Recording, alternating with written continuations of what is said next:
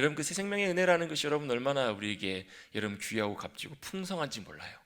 제가 자주 나누는 말씀 요한복음 10장 말씀 있잖아요. 예수님이 이 땅에 오신 목적이 너에게 생명을 얻게 하고 더 풍성히 얻게 하렵니다. 아니 생명 주셔서 아멘 감사합니다. 우리가 영생 주셨네요. 우리가 죽은 다음에 천국 가면 아멘 할렐루야 감사합니다. 그것만으로 되는 줄 알았는데 그게 전부가 아니라는 거예요. 뭐냐면 그 생명이 지금 저와 여러분의 삶을 살아가는 삶의 순간순간마다도 역사에서 풍성한 삶으로 누릴 수 있게 해주신다는 것. 여러분 그 보통 그 기독교 학교 같은 데 가보면 정문에 보면 이런 글귀 성경 구절이 많이 써 있어요. 진리를 알지니 진리가 너희를 자유케 하리라. 여러분 이 말씀의 의미가 무슨 의미인지 여러분 정확하게 혹시 알고 계신가요? 이 진리를 알지니 진리가 너희를 자유케 하리라. 이게 여러분 이렇게도 이해할 수 있어요. 학교에서 잘 배워야 우리가 잘 산다. 근데 여러분 엄밀히 말하면 이런 의미는 아니거든요. 이 진리를 알지니, 이 진리라는 것은 어떤 의미에서 보면 그냥 진리, 사실 자체로서의 진리를 의미하기도 해요. 그래서 사실을 알게 되니까 우리가 자유케 되더라. 예를 들면 이런 거예요. 지뢰를 밟았네요. 그래가지고 지뢰를 이제 우리 여러분 영화 보면 많이 나오잖아요. 밟았다가 이렇게 발 떼면 터지잖아요.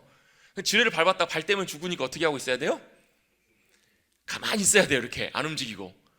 그렇게 2박 3일 동안 움직이지도 않고 고통받으면서 이러고 있는데 지나가는 사람 딱 보면서 하는 얘기가 뭐예요?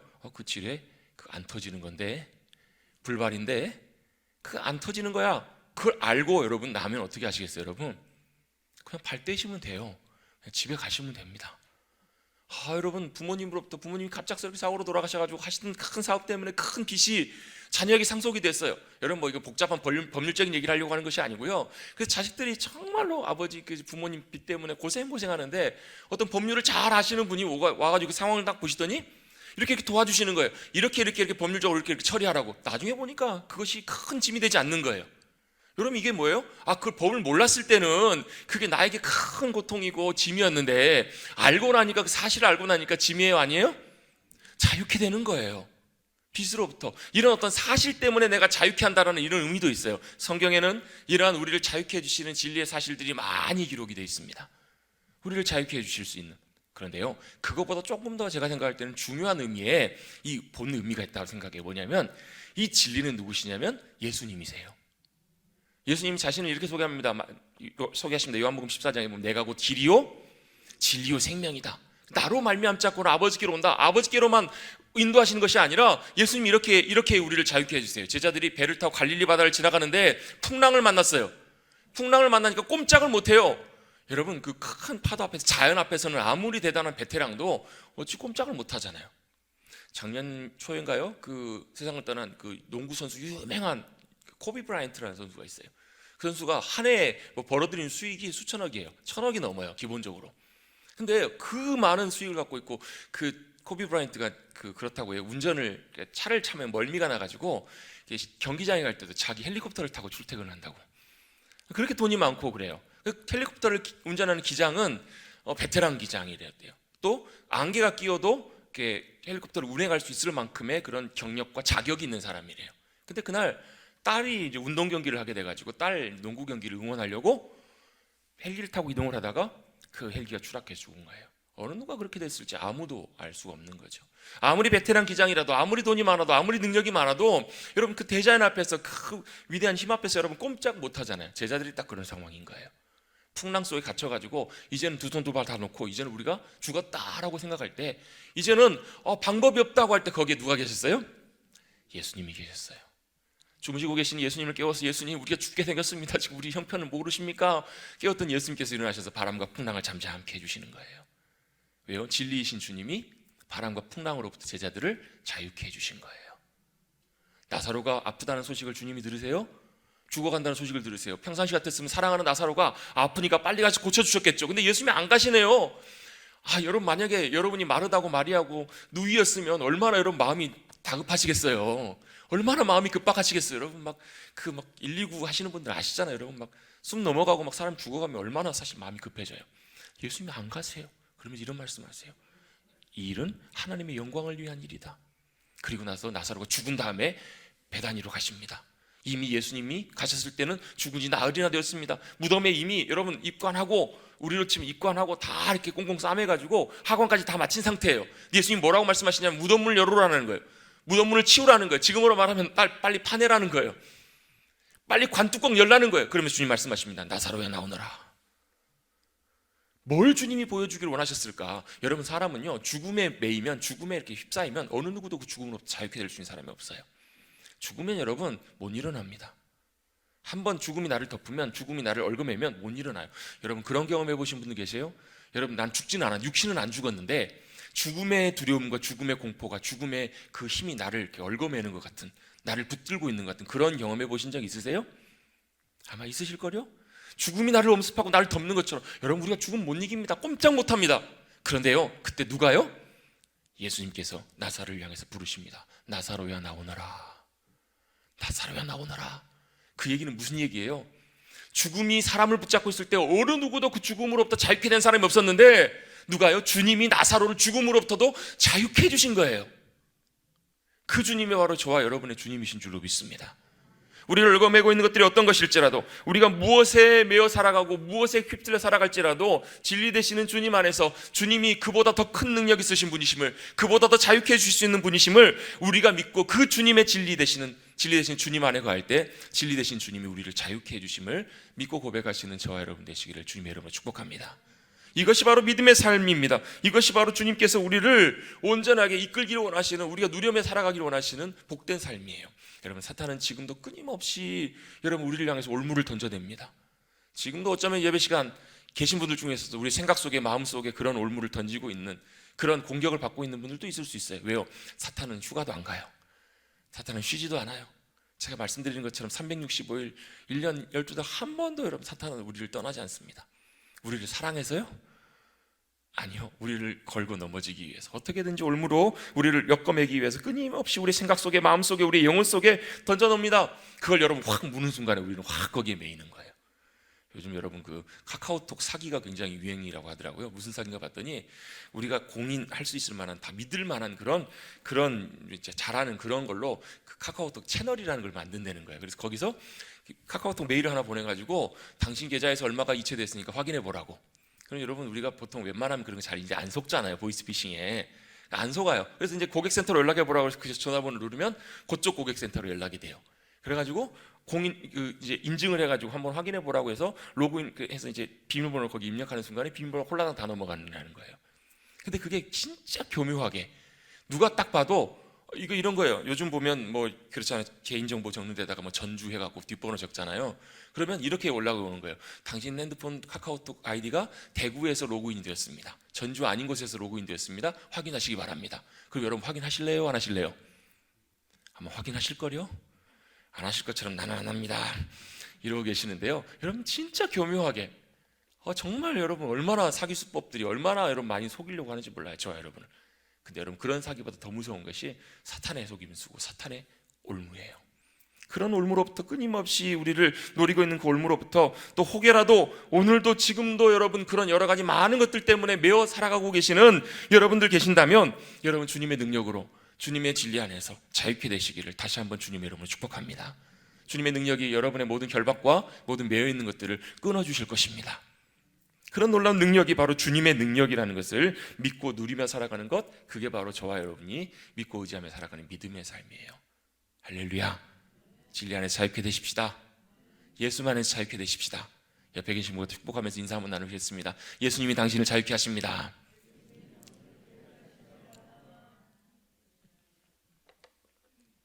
여러분, 그냥 말로만 인사로만 끝나지 마시고 저와 여러분의 구체적인 삶 속에서 이런 것들을 경험해 가시는 그런 복된 삶이 되셨으면 좋겠어요. 그런데 하나 이제 우리가 기억해야 될 것이 하나 있습니다. 이것이 자동적으로 되는 것만은 아니라는 거예요. 여러분, 우리가 주님을 의지하고 따라가는 것, 진리를 의지하며 따라가는 것, 이것이 우리 자동적으로 되는 것만은 아닙니다. 어떤 여러 가지 과정들이 있는데요. 특별히 오늘 우리가 벌써 이제 야고보서 말씀을 시작한 지 한 거의 한 3개월, 석 달 정도 아마 거의 좀 넘은 것 같은데요. 벌써 5장 이제 마지막 장에 도달을 했잖아요. 야고보가 우리에게 전해주기를 원하는 말씀은 너희의 믿음이 진짜냐? 라는 거예요. 너희의 믿음이 참 믿음이냐, 산 믿음이냐? 살아있는 진짜 참 믿음인가? 야고보는 그걸 우리에게 도전하면서 진짜 참 믿음이 무엇인 줄 아느냐? 여러분, 진짜 참 믿음이 뭐예요? 살아있는 믿음이 뭐예요? 겉모습만이 믿음이 있어요. 믿음인 것처럼 모양만 믿음인 것일 수도 있어요. 근데 진짜 믿음은 좀 다르다라는 거예요. 두 가지로 야고보는 설명을 하고 있는데요. 첫 번째는 진짜 믿음은 행함 있는 믿음이라는 거예요. 행함 있는 믿음이라는 말은 뭐냐면 내가 믿기 때문에 그대로 행하고 따라가는, 우리 삶이 따라가는 거예요. 여러분, 우리 많은 그리스도인들이 지금 사실 세상으로부터 손가락질 받고 지탄받는 이유 중에 하나가 뭐냐면 너희는 말로만 믿는다? 너희는 말로만 참 말을 잘한다. 근데 뭐가 문제예요? 삶이 따라가지 못하는 거예요. 우리의 말과 행실과 우리의 삶의 모습들이 실제 믿음의 모습과는 사실 전혀 동떨어진, 사람들은 우리의 말을 듣지 않아요. 우리의 삶을 보면서 판단해요. 우리의 삶을 보면서 알아봐요. 우리의 삶이 거기에 따라가지 못한다면 그것이 그들에게 비춰지는 신앙인의 모습이고 믿음의 모습일 수밖에 없다는 거예요. 야고보는 권면합니다. 너희가 진짜 믿느냐? 여러분 생각해 보세요. 앞에 제가 모르는데 큰 웅덩이가 이렇게 공사 때문에 이렇게 가려놓은 이게 뭐가 있다고 생각해 보세요. 빠지면 큰일 나요. 그때 여기서 안내하는 사람이 거기 가지 마세요. 거기 가면 큰일 나요. 빠지면 죽어요. 이렇게 경고합니다. 그럼 제가 그 사람이 안내하는 사람이라는 것을 믿고 신뢰하면 네 알겠습니다. 제가 조심할게요. 안 갈게요. 그럼 어떻게 해야 돼요? 안 가야 돼요. 그런데 네 알겠습니다. 제가 조심할게요. 그러면 가는 건 뭐예요? 그거는 믿는 것이 아니라는 거예요. 그래서 믿음은 반드시 순종과, 믿음은 반드시 우리의 삶과 같이 가는 것, 그게 진짜 참 믿음이다. 이렇게 야고보가 얘기하고 있고요. 또 한 가지, 두 번째 참 믿음, 살아있는 참 믿음의 중요한 모습 중에 하나는 뭐냐면 믿음은 반드시 능력으로 역사한다라는 거예요. 우리 믿는 믿음이 진짜 믿음이라면, 그래서 오늘 본문 이제 다음 주 나눌 이제 말씀해 보면 이제 믿음의 기도에 대한 언급이 나와요. 여러분, 우리가 진짜 믿는 것이 진짜 믿음이라면, 참 살아있는 믿음이라면 그 믿음은 여러분 반드시 저와 여러분의 삶 가운데, 능력 가운데 역사하게 될 것을 믿습니다. 아멘. 여러분, 영적인 세계는요 우리가 눈으로 보이는 실제적인 세계보다 더 실제적이에요. 그 말은 무슨 얘기냐면, 우리가 볼 때 눈에 보이지 않는다고 해서, 예를 들면 사탄아 떠나가라 우리가 믿음으로 선포했을 때 여러분 눈에 보이지 않기 때문에 사탄이 갔는지 안 갔는지 잘 모르잖아요. 근데 그게 더 실제적이라니까요. 저 여러분의 삶이 눈에 보이진 않지만 우리가 질병을 내쫓고, 여러분 제자들이요 주님의 영광을 보고 부활하신 주님을 만나고 그 다음에 성령님으로 충만하게 되었을 때요, 그 이전의 제자들의 모습과는 전혀 다른 모습이었잖아요. 그 이전에는 정말 빌빌대고 예수님 막 고난당하실 때 다 도망가 버리고, 여러분은 안 그러실 것 같죠? 저 여러분도 다 그렇잖아요. 연약하고 부족하고 그런 모습들이었는데 제자들이 성령님의 능력으로 힘입고 그들 믿음 가운데 담대하게 서서 예수님의 이름의 권세 가운데 섰을 때요, 그들이 여러분 평생 못 걷던 사람들에게, 못 걷는 사람들에게 뭐라고 얘기해요? 내게 있는 것으로 내게 주노니 일어나 걸으라라는 거예요. 그랬더니 걷잖아요. 그림자만 여러분 스쳐도, 손수건만 얹어도 귀신이 나가고, 그림자만 스쳐도 여러분 불가능한 일들이 이루어지는 그런 능력과 역사가 어디서부터 나타나는가? 성령님의 능력과 역사, 그리고 그 믿음으로 신뢰하는 그 믿음 가운데 나타나는 역사잖아요. 여러분, 그런 믿음의 소유자들이 되시기를 간절히 다시 한번 주님의 이름으로 축복합니다. 여러분, 우리는요 이 땅에서 온실 속의 화초처럼 여러분 그렇게 부름받은 존재들이 아니잖아요. 여러분, 교회 안에서는 대단해요. 교회 안에서는 믿음으로 할렐루야 아멘. 근데 교회 문 밖에 나가고 세상으로 나가는 순간 어떻게 돼요? 꼬리가 내려져요. 호랑이가 고양이가 돼요. 세상에서 전혀 영향력 미치지 못하는 그리스도인들이 아니라 세상 나갔을 때도, 세상에서도 정말 호랑이처럼 영적인 야성을 가지고 든든하게 믿음으로 서서 나갈 수 있게 되시는 저와 여러분 되시기를 주님의 이름으로 축복합니다. 그래서 뭐 하라고요? 형제들아, 너희가 여러 가지 시험을 만나거든 온전히 기쁘게 여기라. 이 시련이 너희에게 뭘요? 인내를 만들어내는 줄 압니다. 제가 말씀드렸잖아요. 그냥 되는 건 아니라고. 아까 뭐가 필요해요? 하나님께서 우리에게 때때로 여러 가지 시험, 많은 시험이나 어려움들을 주실 때가 있어요. 왜요? 우리에게 인내를 배우게 하시려고. 아마 이 가운데 인내를 배우고 계시는 분들이 계세요. 인내 가운데 계셔야 되는 분이 계세요. 주님, 왜 나를 이렇게 안 고쳐주세요? 왜 나를 이런 상황 속에 두세요? 뭐 하시라고요? 이 시련이 인내를 만들어낸다는 거예요. 이 인내가 우리에게 유익한데, 왜냐하면 이 인내를 온전하게 이루면 우리가 온전하고 구비하여 부족함이 없는 모습으로 우리를 하나님께서 세워가 주시기 때문에. 제가 어젠가 그젠가 뉴스 기사를 보니까요, 그 몇 달 동안 코로나 확진자들, 코로나에 감염되신 분들, 그분들을 이렇게 통계를 쫙 내놨는데 무슨 통계였냐면, 코로나에 확진되시는 분들 중에서 10명 중에 9분은 백신 미접종자들이라는 거예요. 그러니까 백신을 안 맞은 분들이 89%인가 90%인가 정도 돼요. 나머지 10분 정도는 이제 백신을 맞고도 뭐 돌파 감염이나 이런 것들 통해서 이제 감염된 분이겠지만 압도적으로 차이가 많이 나잖아요. 이유가 뭐예요? 백신을 맞으면 우리 몸에서 그 백신이 들어오면서 면역 체계가 생기잖아요. 바이러스가 들어와도 여러분 전 신기하게 느껴져요. 뭐가요? 신기한 게 그 바이러스가 들어오는데 우리 몸에서 그걸 다 준비하고 있다가 바이러스가 작동하지 못하도록 다 공격해서 죽이는 거예요. 안 신기하신가 봐요, 여러분. 아니, 여러분 신기하잖아요. 눈에 보이지도 않는데 바이러스가 그게 희한하게 들어오는데 우리 몸에, 여러분 백신이라는 게 백신 자체가 능력이 있는 게 아니거든요.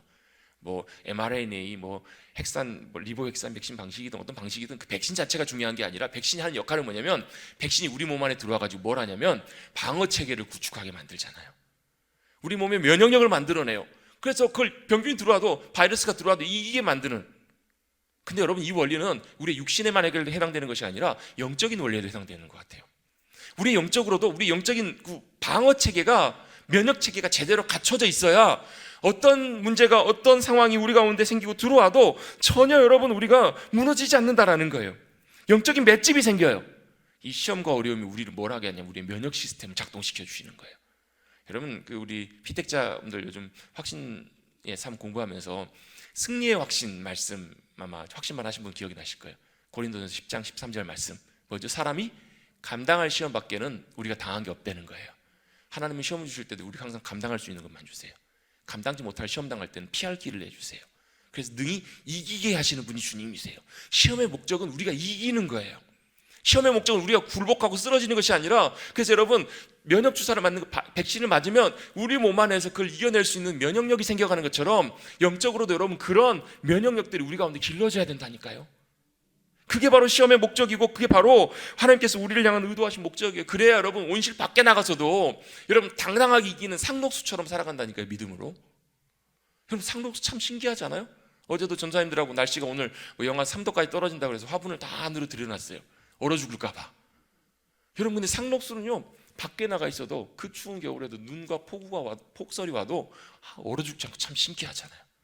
여러분 그게 바로 믿음의 여러분 놀라운 능력이 아닐까 여러분. 여러분 예레미야에게 하나님께서 그런 말씀하세요. 예레미야 12장에 보면 네가 보행자와 달려도 함께 달려도 피곤하면 어찌 말과 능히 경주하겠느냐. 하나님의 초점은 뭐에 있으시냐면 사람의 차원이 아니라 말과 경주하는 차원까지 예레미야가 강해지기를 원하세요. 네가 만약에 평안한 땅에서는 무사할지 모르지만 요단강이 창일할 때, 요단강도 비가 한꺼번에 많이 올 때는 굉장히 무섭게 범람한다고 하더라고요. 창일할 때 그것에서 어찌 네가 감당하겠느냐. 이 말씀의 의도가 뭐냐면 하나님께서는 저와 여러분이 뭐가 되기를 원하시냐면 영적인 다루심과 훈련 속에서 영적인 여러분 담대한 강한 그런 승리자들이 주님 되기 원하세요. 여러분 우리 오늘 읽은 야고보서 말씀 바로 앞에 히브리서 말씀에도 보면요 똑같은 그런 비슷한 말씀이 나오는데 한번 찾아보시죠. 히브리서 12장입니다. 몇 장만 넘기시면 돼요. 한 서너 장만 넘기시면 히브리서 12장 말씀이 있습니다. 5절부터 8절까지 말씀. 이 366페이지입니다.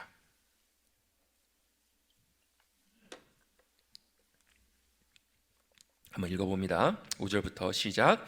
또 아들들에게 권하는 것 같이 너희에게 권면하신 말씀도 잊었도다. 일렀을 때 내 아들아 주의 징계하심을 경히 여기지 말며 그에게 꾸지람을 받을 때 낙심하지 말라. 자, 뭐 하라고요? 내 아들아 하나님의 징계하심을 그냥 대수롭게 여기지 말고 꾸지람을 받을 때 낙심하지 말라는 거예요. 여러분 때때로 제가 성도님들을 뵐 때마다 저건 하나님께서 우리에게 뭔가 배우게 하기를 원하셔서 그 어려움들을 주시는 것인데, 근데 여러분 우리 많은 초점들은요 빨리 그 문제가 벗어나기만을, 그 문제가 해결되기만을 원하는 게 우리 본심이거든요. 빨리 이 문제만 끝났으면 좋겠다. 근데 그거보다 더 중요한 게 뭐냐면 하나님이 내게 이런 때때로 징계나 시험을 주시는 목적과 의도가 있다는 거예요. 그걸 빨리 캐치하는 것이 우리에게 되게 유익하다, 우리에게 복되다. 그리고 또 때때로 우리가 꾸지람을 받을 때도 뭐 하지 말라고요? 낙심하지 말라는 거예요. 여러분 시험 당하고 어려움 당할 때 때때로 여러분 우리가 넘어졌을 때도 있거든요. 주님 말씀 못 따라가다가 넘어졌을 때도 여러분 낙심하지 마십시오. 왜요? 하나님의 의도가 있으세요. 자 6절 보시면 주께서 그 사랑하시는 자를 징계하시고 그가 받아들이는 이들 아들마다 채찍질하신다라는 거예요. 하나님이 사랑하시는 자에게 징계하시고 하나님이 받아들여 주시는, 안아주시는 아들마다 채찍질하신대요. 너희가 참음은 징계를 받기 위함이라 하나님의 아들과 같이 너희를 대우하신다고. 저와 여러분을 뭐처럼 대우하신다고요? 아들처럼 대우하신다고요. 아들과 같이 대우하시나니 어찌 아버지가 징계하지 않는 아들이 있으리요. 여러분 요즘 자녀들 키우면서 하나둘 키우잖아요. 그러다 보니까 때때로 부모들도 아들 너무너무 귀하게 키우다 보니까 훈육을 못하는 경우들이 참 많이 있는 것 같아요. 참 어려운 문제이긴 하지만 훈육도 지나치면 안 되겠지만 때때로 여러분 훈육하고 혼내는 이유와 목적은 뭐예요? 진짜 자식을 사랑한다면 때때로 아닐 때는, 잘못 갈 때는 여러분 혼내고 징계하고 꾸지람, 그게 뭐예요? 그게 진짜 사랑이잖아요. 그게 진짜 부모가 아버지가 자식 사랑하는 것처럼 하나님께서 저와 여러분을 사랑하시기 때문에 뭐 하신다고요? 때때로 징계하실 때도 있다고요. 때때로 꾸지람을 하실 때도 있다는 거예요. 징계는 다 받는 것이거늘 너희에게 없으면 사생자요 친아들이 아니니라는 거예요. 여러분 하나님의 친아들 딸들이시죠? 하나님의 진짜 친자녀들이시죠? 그렇다면 여러분 때때로 하나님께서 우리에게 징계나 시험이나 어려움들을 주실 때 낙심하지 마시고 속히 잘 깨닫고 하나님께서 우리를 훈련하시고 사랑하시기 때문에 우리를 더 귀하게 세우시고 더 귀한 영적인 거인들로 세워가시는 귀한 과정이심을 꼭 기억하시고 여러분 잘 세워져 가시는 저와 여러분 되시기를 주님의 이름으로 축복합니다. 그래서 야고보서는요, 그런 시험들이 너희를 잘 연단해서 준비시킬 것인데 그 중에 여러 가지 많은 것들 중에서 뭐 말도 있고요, 언어. 지난주에도 보면 비방하지 말라, 자랑하지 말라. 오늘은 뭐에 대한 말씀들을 또 야고보가 권면하냐면 지난주 뒷부분과 연결해서 물질과 돈에 대한 말씀들을 야고보가 우리에게 권면하고 있어요. 물질과 돈에 대해서 뭐라고 야고보는 우리에게 권면하는가? 우리 야고보서 5장으로 다시 돌아와서요, 우리 1절 말씀 다시 한번 같이 한번 읽어보겠습니다. 시작. 들으라. 잠깐만요, 다시 읽겠습니다. 다시 아직 못 돌아오신 분들이 계신 것 같아요. 다시 한번 우리 5장 1절 있습니다. 시작.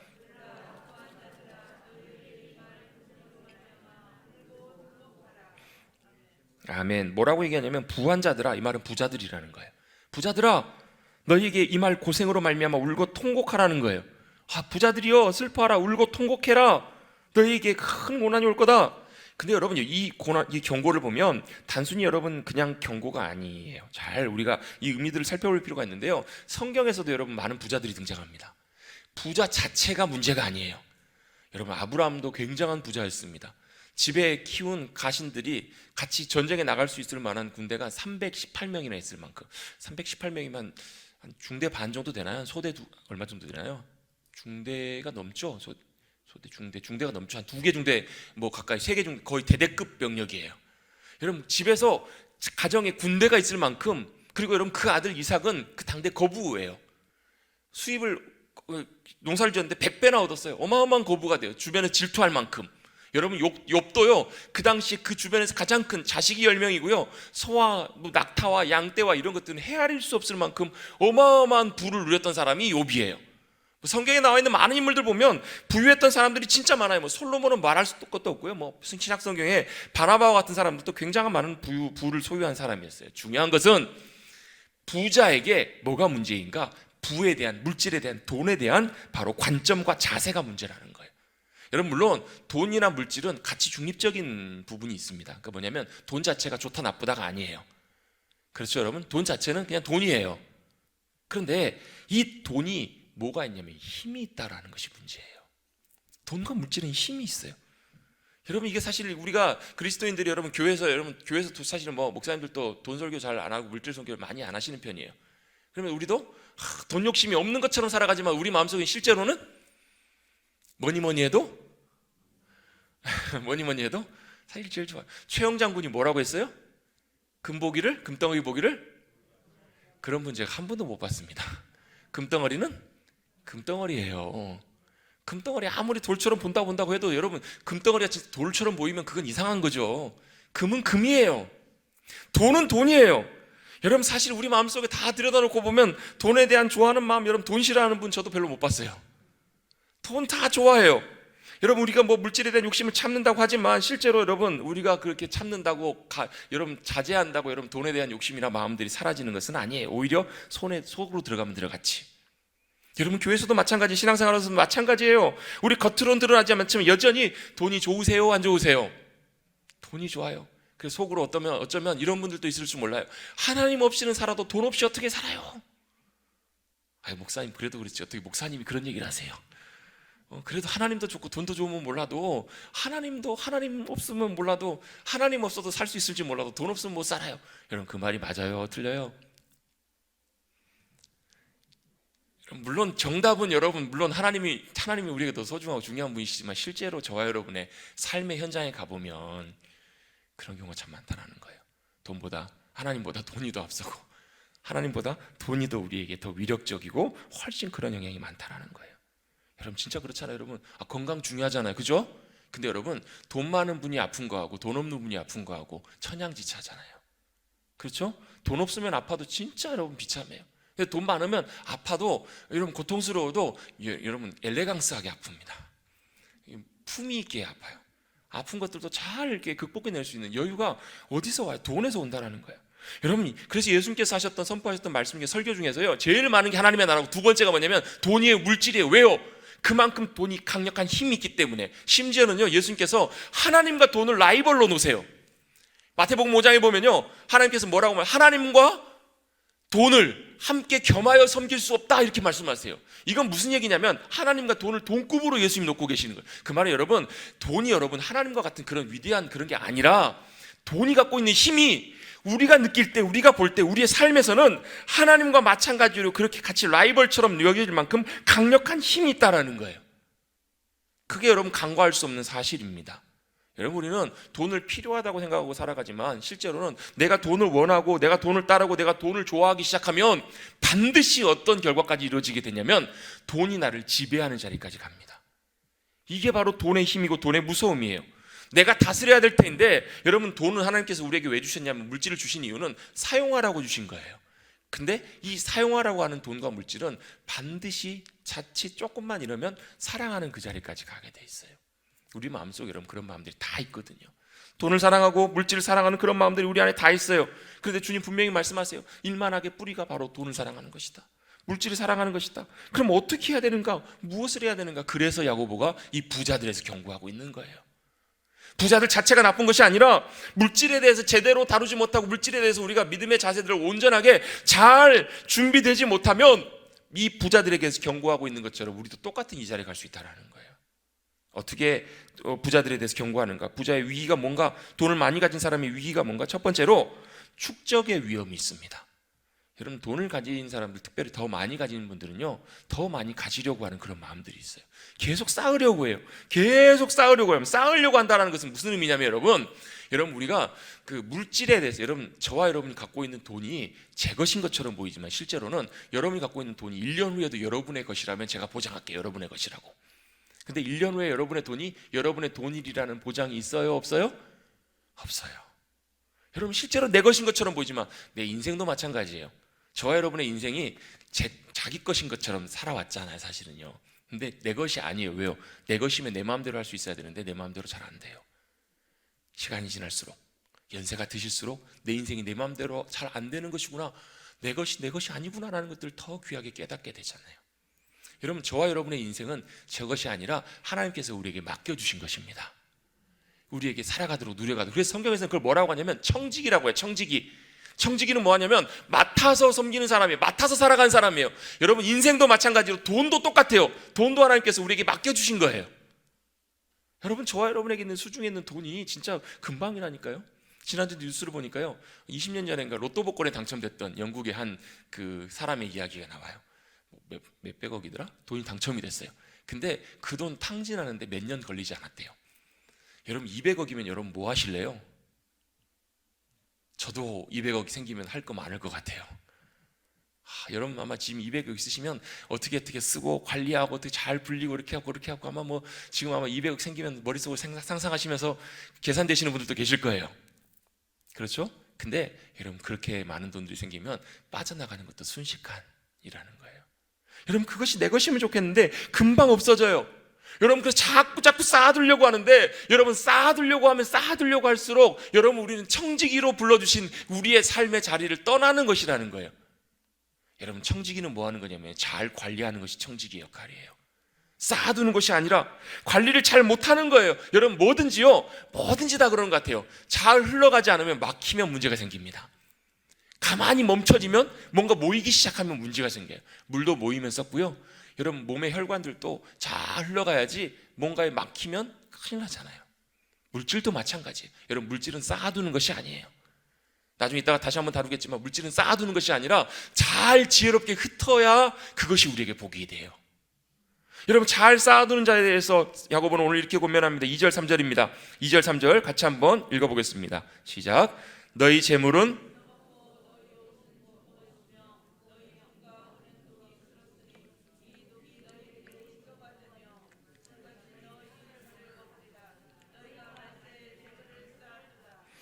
아멘. 야고보는 뭐라고 경고하냐면 너희가 말세에 재물을 쌓았다라는 거예요. 여러분 오늘 그 설교의 제목이 뭐냐면 주의 강림이 가까우십니다라는 거예요. 주님이 곧 오시는데 마지막 때에 여러분 물질을 쌓아두는 것, 여러분 말세 재물을 쌓아두는 것, 그걸 왜 야고보는 이렇게 경계하고 있는가? 여러분 우린 자꾸 쌓아두려고 하고요, 자꾸 쌓아두면서 그걸 의지하려고 해요. 자꾸 그걸 의지하고 기대고. 왜냐하면 그렇게 있어야 여러분 우리 뭔가 좀 있어야 여러분 인생이 달라진다고 생각해요. 뭔가 좀 많이 가지고 되면 우리의 삶이 좀 여유로워지려고 생각해요. 그런데 여러분 그 물질이 절대로 우리의 삶과 특별히 우리의 영원한 삶까지 책임져 줄 수 있는 것은 단 하나도 없다라는 거예요. 한 목사님이 장례식마다 그걸 꼭 확인하신대요. 돌아가신 분 입관할 때마다 손에 뭐 쥐고 있는가 확인하신대요. 손에 뭘 쥐고 있는가. 미국 같은 경우는 그런가 봐요. 십자가 이렇게 쥐고 계신 분 계신가 봐요. 그런 거 말고는 어느 누구도 손에 뭐 쥐고 돌아가실 때 뭐 쥐고 돌아가신 분은 없으시더라는 거예요. 그렇지 않나요 여러분? 제가 말씀 준비하면서 벌써 한 10년 됐나요? 얼마나 됐나요? 세상 떠난 그 스티브 잡스라는 사람이 생각이 나더라고요. 그 애플 그 아이폰 만든 사람. 그 사람이 여러분 재산이 얼마나 될까요? 아마 재산 잘 모를 거예요. 헤아리기도 어려울 만큼 많을 거예요. 뭐 누구죠? 그 마이크로소프트 빌 게이츠 뭐 이런 사람들 있잖아요. 뭐 아마존 뭐 누구죠 저기 그런 사람들 재산이 얼마일지 여러분 헤아리지도 못해요 여러분. 그런데 여러분 안타깝게도 그 사람들의 그 많은 쌓아둔 재산이 자신의 삶과 자신의 영원한 삶까지 책임져 줄 수 있는 사람은 단 한 사람도 없다라는 거예요. 그것이 쌓여 있어서 오히려 그것이 썩어간대요. 그 옷이 좀 먹어간대요. 금과 은이, 여러분 금이 녹슬어요? 아니요, 녹슬지 않아요. 근데 이 땅에 쌓아두는 금은 녹이 쓴대요. 그리고 결국 그것이 우리에게 증거가 된대요. 말세에 재물을 쌓아두는 그것이 여러분 우리 인생을 보장해주지 못해요. 여러분 그 스티브 잡스가 여러분 암에 걸려서 세상을 떠났는데요, 그 돈 많은 사람도 결국은 어떻게 돼요? 아무것도 쥐지 못하고, 그가 어떻게 됐는지 우리는 알 수 없지만 그가 예수님 안에서 하나님의 자녀로 거듭나지 않았다면 그도 지금도 여전히 어쩌면 음부의 고통을 당하고 있을지도 몰라요. 여러분 이 땅에서 재물을 쌓아두는 것이 위험한 이유가 그것입니다. 여러분 우리 이 땅에 재물을 쌓아둘 때 여러분 그 재물이 쌓아두는 그 쌓아둠이 여러분 우리의 영원한 것을 책임져 줄 수 없음을 꼭 기억하시기를 간절히 바랍니다. 두 번째로 부자가 위험한 이유는 뭐냐면 단순히 부자는 그냥 쌓아두는 것이 끝이는 것이 아니라 항상 뭐가 있냐면 착취의 위험이 있다라는 거예요. 뒤에 4절에 보시면 보라 너희 밭에서 추수한 품꾼에게 주지 아니한 뭐가요? 삭시 월급이 소리를 지른대요. 그 추수한 자의 우는 소리가 만군의 주의 귀에 들렸느니라. 이게 무슨 말씀이냐면 여러분 그 이제 보통 제일 편한 것은 자기가 일하고 일한 만큼 이제 월급 받아 생활하면 사실 그게 제일 어떤 의미에서 보면 좀 마음 편할 수 있어요. 이 가운데서도 아마 사업하시는 분 계실 텐데요. 사업에 보면 여러분 제일 여러분 그 힘든 부분 중에 하나가 그거잖아요. 인건비 나가는 것들. 또 이렇게 수입 있으면 이거 가지고 이렇게 잘 분배를 해야 되잖아요. 근데 여러분 이걸 하면 할수록 이게 참 공정하게 분배하기가 참 어렵다라는 것을 많이 알게 돼요. 지금 우리나라에 많이 나아졌지만 불과 한 20년 전 요 무렵만 해도 지금도 마찬가지이기도 하죠. 여러분 노동관계가 굉장히 사실은 좀 좋지 않을 때는 굉장히 많은 사람들이 일하고도 정당한 대우를 받지 못했다는 거예요. 근데 무서운 게 이거예요. 정당하게 대우를 받지 못했을 때 이 대우받지 못한 사람들과 이 삭시 소리를 지른대요. 그 소리를 누가 들으시냐면 하나님이 들으신다라는 거예요. 여러분 이때 많은 사업가들 옛날에 많이 사업하셨던 분들 중에서도요, 죄송하지만 많은 그리스도인들도 그 가운데 계셨을 거예요.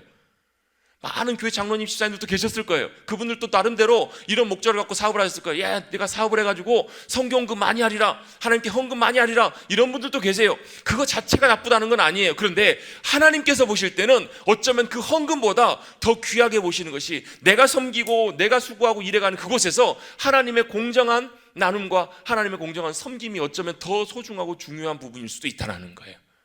왜? 우리는 많이 가지면 가질수록 여러분 우리 사회 구조 자체가 그렇거든요.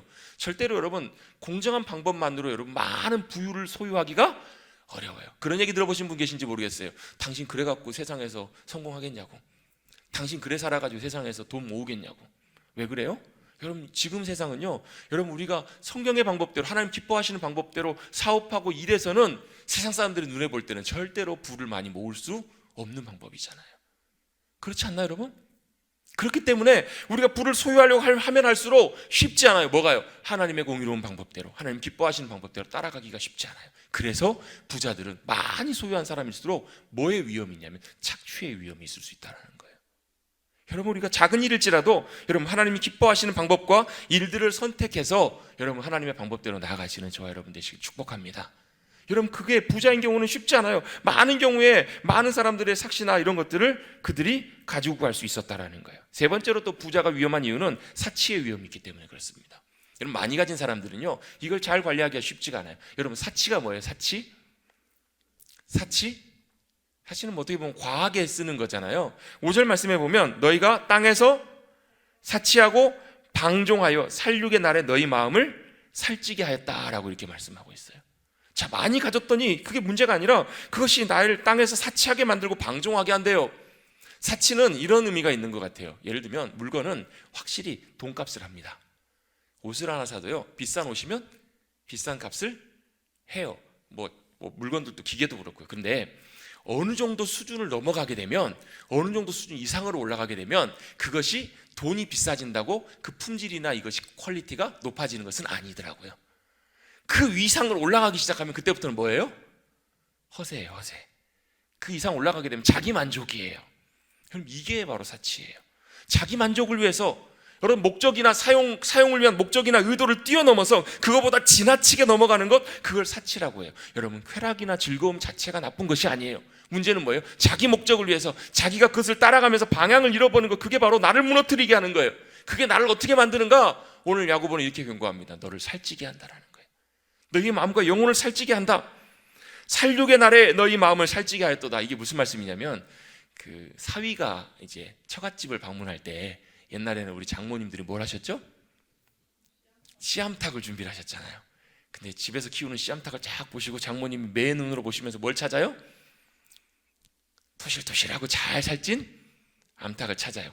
그리고 나서 올 때까지 며칠간 어떻게 해요? 잘 먹여서 살찌우잖아요. 무슨 날이 가까웠다고요? 잡힐 날이 가까웠다라는 거예요. 여러분, 돼지가 사료를 잘 먹고 살쪘어요. 무슨 날이 가까운 거예요? 네? 여러분, 주님 오실 날이 멀지 않은 이때를 살아가는 우리들임을 기억하시길 바랍니다. 주님 오실 날이 멀지 않을 때 마음이 살찌지 말라고 주님 말씀하세요. 우리 영혼이, 여러분, 그냥 세상의 것들과 사치와 이런 것들로 만족하는 것이 아니라 정말로 우리 영혼이 건강하게 주님 오심을 잘 준비하는 것들이 참 중요해요. 여러분, 주님 오셨을 때 당황하고 두려워하고 염려하지 마시고 언제 주님 오시더라도 기쁨으로 주님을 맞이하실 수 있도록 그 주님 오심을 잘 준비하시는 저와 여러분 되시기를 주님의 이름으로 축복합니다. 이게 바로 야고보가 경고하는 목적이고 의도예요. 또 어떤 목적, 어떤 위험이 있는가? 심지어 부를 위해서 사람까지도 죽이기도 하잖아요. 사람까지도 제거하기도 해요. 이게 여러분 세상의 지금 방식이기 때문에 그래요. 사실 여러분, 저와 여러분도 부자예요. 돈이 많아서 부자가 아니라 이 부자들의 위험성을 우리도 모르게 갖고 있기 때문에 그래요. 쌓아두기를 원하고 뭔가 있어야 만족하고, 또 때때로 나의 만족을 위해서, 기쁨을 위해서, 때때로 내가 밟고 일어나고, 여러분, 이런 불법적인 방법들이나 이런 것들을 동원하기도 하잖아요. 그렇다면 여러분, 저와 여러분도 경계하셔야 돼요. 그러면 과연 어떻게 해야 될 것인가? 과연 어떻게 우리가 이 돈에 대해서, 물질에 대해서 자세를 취할 것인가? 여러분, 주님 오실 때가 멀지 않기 때문에 잘 준비해야 되는데요. 첫 번째로 우리가 어떻게 준비할 것인가? 잘 흩어보내셔야 돼요. 잘 흩으셔야 돼요. 여러분, 잘 흩는다는 말이 무슨 말이냐면, 내 것이었는데, 내 소유였는데 이것이 정말 적절한 곳에 잘 나눠지고 배분되는 거예요. 그래서 저는 이걸 영적인 투자라고 해요. 여러분, 투자도 한 군데만 하면 안 되잖아요. 영적인 투자들을 잘하는 것들이 지혜롭게 참 필요합니다. 정말로 적재적소에 필요한 곳에 이 영적인 투자를 잘하는 첫 번째 단추 중에 하나가 뭐냐면 11조예요. 여러분, 저는 11조에 대해서 사실 그렇게 많이 설교하거나 강조하진 않아요. 근데 11조는 딱 한 가지 중요한 원리를 우리에게 말씀해 주십니다. 물질의 주인이 하나님이시라는 것을 고백하는 거예요. 여러분, 11조가요, 수익이 작을 때는 11조 하기가 별로 어렵지 않아요. 어떤 한 목사님도 옛날에 직장 생활할 때 11조를 하시는데, 처음에는 뭐 학교 다니고 막 아르바이트 할 때니까 뭐 11조 끼껏 해봐야 얼마 안 됐는데, 직장에 취직하니까 이제 월급을 받으니까 11조 금액이 확 커지니까 부담이 되더라는 거예요. 그래서 11조 하기가 처음에 상당히 부담스러운데 생각해 보니까 이렇더라는 거예요. 내가 11조 액수가 커지는 만큼 하나님께서 내게 누리게 하신 것들이 더 커지더라. 이렇게 하면서 11조를 하셨대요. 이렇게. 근데 여러분, 단순히 이런 차원뿐만 아니라 11조는 물질의 주인이 하나님이십니다라는 것을 고백하는 굉장히 중요한 자세라는 거예요. 여러분, 이게 별것 아닌 것처럼 보이지만 이렇게 하면, 고백하면 내가 11조를 하면 할수록 뭐 하는 거예요? 내가 물질의 주인이 주님이시다 하면서 물질의 주권이 내려지는 거예요. 물질에 대한 욕심과 마음이 내려져요. 여러분, 11조는 여러분 사람에게 하는 것이 아니라 하나님께 하는 것입니다. 저도요, 가급적이면 제가 재정 보고를 받을 때마다 11조 누가 얼마였는지 잘 안 보려고 해요. 의도적으로. 혹여라도 제 마음속에 어떤 선입견이라는 게 생길까 봐. 여러분, 11조는 하나님께 드리십시오. 여러분, 드리면서 물질의 주인을 주님 앞에 고백하십시오. 여러분, 이게 정말 중요해요. 여러분, 저도 여러분 예전에 잠깐 사역 안 하고 쉴 때 정말 수입이 없어서 참 어려울 때가 있었어요. 뭐 깨끗이 한 달 아르바이트 열심히 해가지고 한 100만 원 벌면 월세 나가고 관리비 나가고 애 헌금 11조 떼고 애 뭐 유치원 활동비 딱 내고 나면, 그때는 유치원 다 지원받을 때니까, 어린이집 지원받을 때니까 딱 떼고 나면 한 달에 수준에 10,000원 20,000원이 안 남아요. 근데 어떻게 살았는지 모르겠어요. 그러다가 제가 부목사로 가게 돼가지고 그 교회 딱 갔더니 그 교회도 진짜 사례비 많이 안 주시지만 그때 수입보다 배로 수입이 들었어요. 그럼 여유로울 것 같았거든요. 근데 그리고 나도 헌금하고 이렇게 다 하고 나면 한 달에 수중에 여윳돈이 5만 원도 안 나와. 1, 2만 원도 쉽지 않아요. 책 한 권 사기가 쉽지 않아요. 100만 원 버시는 분이 1,000만 원 벌면 여유로울 것 같죠? 여유로울 것 같죠? 1,000만 원 안 벌어보셔서 모르시겠다고요? 그럴 것 같은데요, 실제로는 1,000만 원 벌어도 여유가 별로 안 생겨요. 늘 들어갈 때가 생기고 이렇게 막 생기는 거예요. 그래서 뭐 하시라고요? 그래서 뭐 하라? 물질의 주인을 주님께로, 내 주권을 주님께로 옮기며 살아가는 거예요. 여러분, 물질의 주인이 주님이 주권이 주님께 옮겨지고 그렇게 드려지기 시작하면 여러분이 얼마나 풍성한 것들을 주님께 누리게 하신지 몰라요. 여러분, 제가요 참 경험한 것 중에 하나가 뭐냐면, 우리가 물질이 풍성할 때보다 오히려 물질이 참 어렵고 쉽지 않을 때 공급하시고 채우시고 역사하시는 주님의 놀라운 일하심을 더 많이 경험하겠더라고요. 이게 여러분 우리의 믿음의 자세의 중요한 문제예요. 여러분, 참 이게 중요한 부분들입니다. 이게 여러분 별것 아닌 것처럼 보이지만 참 중요해요. 여러분, 돈을 나누십시오. 분산하십시오. 여러분, 잘 흩으십시오. 내 것이 아닌 것처럼 잘 이렇게 나누기 시작하면 여러분 쌓지 않게 되면요, 하나님께서 여러분 저와 여러분 가운데 얼마나 놀랍게 역사하시고 채우시는지. 여러분, 진짜 부자는요, 여러분 돈 많은 부자가 아니고, 여러분 돈은 1조 갖고 있는데 그 사람이 자기만 꽁꽁 쌓아놓고 있는 사람을 우리가 부자라고 하나요? 그건 그냥 돈 부자예요. 그런데 정말로 많은 수요를 갖고 있지만 언제든지 기쁨으로 필요한 곳에 흘려보내고 기쁨으로 나누고 이런 사람들을 우리 볼 때마다 흐뭇해요. 왜요? 우리가 생각할 때도 최소한 그 사람은 진짜 부자의 모습이 있으니까. 더 귀한 부자의 모습이 있습니다. 영원한 삶의 부자인 사람들이 진짜 부자예요. 그래서 여러분, 두 번째로 우리가 물질에 대해서 우리가 기억해야 될 중요한 것은 영원한 것에 쌓으시라는 거예요. 여러분, 오늘 비유로 이런 얘기를 합니다. 농부가 농사를 지을 때 뭘 기대해요? 수확을 기대하면서 기다리는 것처럼 여러분, 저와 여러분도 우리에게 있는 물질들을 가지고 여러분 영원한 것에 투자하시고 영원한 것에 쌓으십시오. 여러분, 영원한 것에 쌓으면 쌓을수록 이런 생각이 들어요. 이런 마음이 들어요. 우리에게 영원한 것에 풍성한 것, 우리에게 부유한 것이 있구나. 여러분, 이 땅에서 부자로 살지 마시고 하늘의 부자로, 영원한 부자로 살아가시는 저와 여러분이 되셔야 될 줄로 믿습니다. 영원한 것에 투자하며 사는 거예요. 또 영혼에게 투자하십시오. 저와 여러분의 영혼 가운데, 사람의 영혼 가운데 투자하는 삶, 그것이 참 중요합니다. 왜냐하면 주님 오실 때가 멀지 않았기 때문에. 그래서 여러분, 주님 오실 때가 멀지 않기 때문에 없어도 낙심하지 마십시오.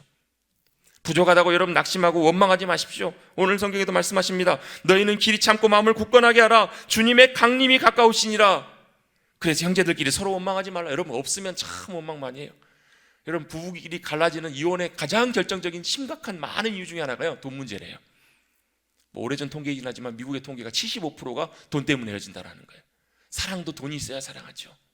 근데 여러분, 그거보다 더 귀한 것이 있어요. 인내하고 기다리면서 뭘 하는 거예요? 재물이 많아도 내가 만족하지 않고 적어도 흔들리지 않고 여러분 고난 중에 역사하시고 함께 하시는 그 주님을 믿음으로 기대할 때, 바라볼 때 주님께서 오래 참고 인내한 가운데 부으시는 진짜 풍성한 것들을 우리가 누리게 된다는 거예요. 진짜 부자가 되십시다. 진짜 부자가 되십시다. 진짜 부자는 어떤 부자가 진짜 부자인가? 하늘의 부자가 진짜 부자예요. 하늘의 풍성한 것들을 누리고 이 땅에서 하나님께 주신 것들을 풍성히 나누는, 여러분 이걸 고백하게 되면요, 여러분 내 소유에는 별로 없어도 여러분 이 땅에 있는 많은 것들이 주님이 내게 주실 수 있는 풍성한 것임을 여러분 우리가 믿고 고백하게 되잖아요. 같이 한번 고백하겠습니다. 나는 부자입니다. 돈 많아서 부자가 아니라 이 땅에 주님이 주실 풍성한 것들. 여러분 한번 눈을 들어보세요. 하나님이 저것도 내게 주시려나? 하나님께서 필요하면 주시려나? 저는 정말 그랬으면 좋겠어요. 우리 머릿돌교회 성도들 가운데 진짜 믿음의 부자들이 많으셨으면 좋겠어요. 주님이 원하실 때마다 주님이 우리에게 주신 풍성한 것을 가지고, 야 얘야 너 저기 가서 저것 좀 섬겨라, 저것 좀 가서 해라 라고 하면 기꺼이 언제든지 가서 내게 주신 것들로 그곳에 퍼서 넣을 수 있는, 여러분 정말 많은 주님이 주신 풍성한 걸 가지고, 그래서 풍성한 것으로 누리고 나눌 수 있는 돈의 마음에 가 있는 사람이 아니라 흩트고 누리고 영원한 부유함을 쌓아가시는 저와 여러분 귀한 믿음의 부자들이 되시는 저와 여러분 되시기를 주님의 이름으로 축원합니다. 주의 강림이 가깝습니다. 주님 오실 때가 얼마 멀지 않습니다. 우리의 형편과 처지의 모습이 어떠할지라도 여러분, 우리는 지금의 모습이 중요한 것이 아니라 영원한 삶에 얼마나 풍요함을 누리고 준비하며 살아가는가, 그것이 중요함을 꼭 기억하시고 영적인 부자로 살아가시는 저와 여러분 되시기를 다시 한번 주님의 이름으로 축복합니다.